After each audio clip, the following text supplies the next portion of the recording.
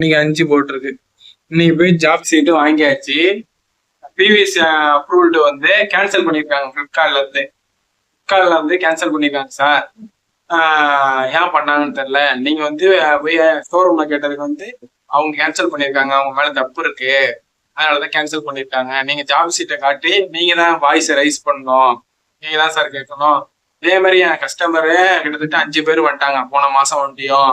அவங்களாம் என்ன ஆனாங்க கூட தெரியல பாவம். அதனால நீங்க தான் சார் கேட்கணும் அப்படின்னாங்க. இது வந்து என்ன மாரியே நீங்களே ஏமாந்துடாதீங்க. அவதான் சொல்லுவேன். வந்து நம்ம தான் கேட்கணும். முடிஞ்ச அளவுக்கு எல்லாருக்கும் ஷேர் பண்ணுங்க, சப்ஸ்கிரைப் பண்ணுங்க. முடிஞ்ச அளவுக்கு என்ன மாதிரி எத்தனை பேர் பாதிக்கப்பட்டீங்களா கமெண்ட் பண்ணுங்க. முடிஞ்ச அளவுக்கு ஷேர் பண்ணுங்க. நம்ம தான் கேட்கணும். இந்த மாதிரி எத்தனை பேர் ஏமாத்த நிற்கிறாங்கன்னு தெரியல. இது ஒரு ஸ்கேம் தான் அது கண்டிப்பா.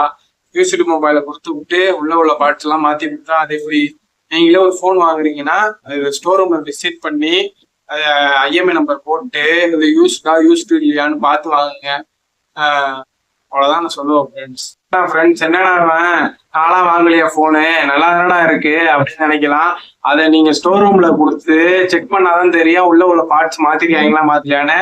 ஆனா சில பேர் வருதுதான் இல்லைங்களா. நானு இப்ப எனக்கு சில பேருக்குலாம் பாதிக்குது, அவங்களும் சொல்ல கூட மாட்டாங்க வெளியில. இப்ப ஸ்டோர் ரூம்ல சொல்றாங்க மாசத்துக்கு 5 பேர் வராங்க சார், உங்களை மாதிரி தான், எனக்கே கஷ்டமா இருக்கு சார்னு சொல்றாங்க. அதெல்லாம் என்ன பண்ண முடியும் சொல்லுங்க.